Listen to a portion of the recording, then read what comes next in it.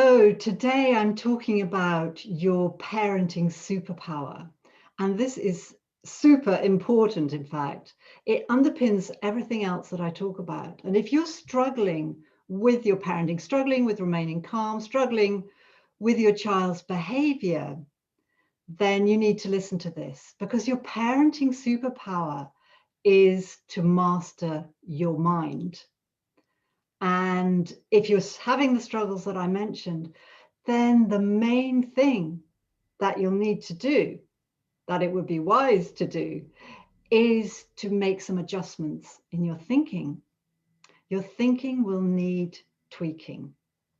So a dad I know was bringing his child back from the park as an 8-year-old boy on a Saturday morning. And in fact, the little boy was a bit grumpy on the way back from the park, and they sat down on the sofa when they got back home, and they promptly had an argument about screen time.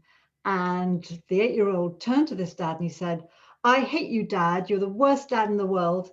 And he swore at him to cap it all. And the first thought this dad had was, this isn't on. I've just taken you to the park. This isn't the way to behave. You've got to pull your socks up. We don't swear, and things like that. And if you've had thoughts like that around your child's behavior, I totally get it. I mean, none of us want to raise a brat. We've all had thoughts like that, because we've been provoked, shall we say. And the cool thing is that this dad's second thought was, there's always a reason for behavior, because he'd been working with me. There's always a reason for behavior, and he didn't lose his cool. So that's the first step to mastering your mind when we're talking about responding to behavior. It is to have that thought, there's always a reason for behavior. And the second step is to find out that reason. And on the next call with this particular dad, we went upstream to see what the reason would be why his son was grumpy. And he reflected that when he'd been in the park with his son, he'd met up with a friend, they'd been sitting on the bench, they hadn't had a chat for a long time, and he'd wanted to connect with him naturally. But his son had been trying to engage him with his play, wanting him to watch, wanting him to talk to him, wanting him to play with him. And he'd kind of sent him away, saying, go and play with your friend, because he wanted to talk, the most natural thing in the world. And the reason why his son was a bit on edge, the reason why he was a bit grumpy. So when this dad saw that, he understood even more why his son had responded like that. So those are the two steps to mastering your mind. There's always a reason for behavior, and then finding out what that reason is. So why is it important? Well, first of all, this dad, although he only really had the first step, thinking to himself, there's always a reason, he didn't lose his cool. In the past, he would have said to his son all the things that I mentioned above. He would have said, that's not the way to behave, and he might have given a consequence, and it would have escalated. But instead, sorry about the wobbles, instead he kept his cool, and he modeled being provoked but remaining calm. And that's what we want to do, isn't it? Because when you master your mind and have different thoughts around your child's behavior, then you respond differently. And you don't go down the route of losing your temper or getting sarcastic or having kind of like knee-jerk responses. You model in basically what you want to see in your child, and your child will copy you. And it also makes parenting way more interesting, because it becomes then a path of self-development where you get to choose how you think and choose how you respond, and ultimately choose the family that you want to have and the parent that you want to be, so that it's in line with what you want and who you truly are. So that's what makes it so exciting and so wonderful. And so finally, how do you do this?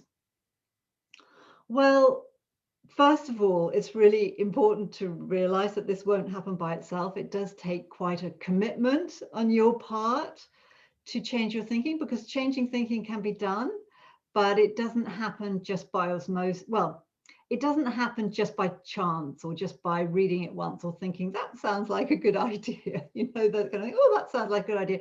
That just doesn't get us very far, unfortunately. We need to really kind of commit and make space in our lives for the new thinking.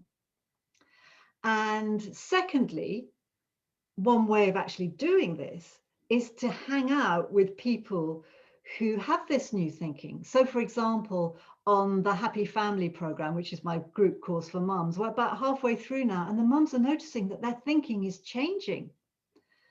So there was one mum who was showering her daughter in the evening, and after they'd finished, she sent her, didn't send her to her room, she told her to go to her room, her bedroom. But when she came out of the bathroom, she noticed that her daughter had gone downstairs. And in the past, she would have gone, I told you to go to your bedroom. What are you doing going downstairs? It's late and all that. But instead, she thought there's always a reason for behavior. She kind of followed her down. And then she remembered that her daughter had had a slightly unhappy good night with her father. And when she saw her down there, she kind of had this realization that was the reason. And she said to her, did you want to come down for another hug and to know that you were loved? And her daughter burst into tears and ran across to her dad, and they had a beautiful hug, and everything was, the evening came to a beautiful, loving and healing close. So you see how powerful it is to think differently about it.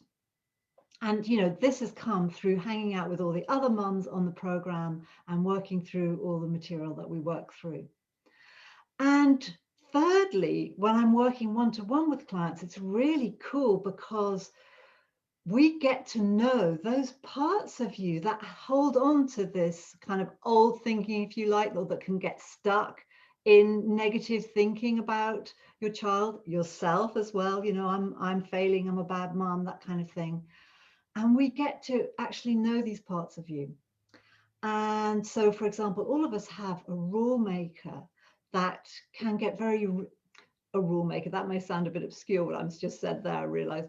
A part of us that kind of looks after the rules in our life and can be quite keen on rules. Some of us have this more strongly than others of us, because we all have, parts of ourselves that have different roles. And the thing about our inner rule maker, that part of ourselves that looks after, the rules in our life, is it can get a bit rigid. It can get a bit stuck and kind of make rules more important than the relationship, for example, with our child.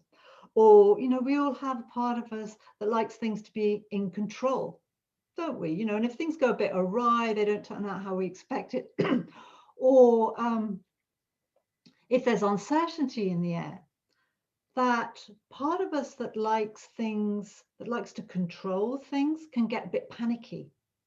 And that can also lead us to lose our temper with our children. And there's also a very responsible part, for example, that can get very overly anxious about our children and worry that the kinds, things that happen to us are going to happen to them, can worry, overly worry about accidents or kind of unhappy scenarios. And so when I work one-to-one with people, we actually get to talk to these parts and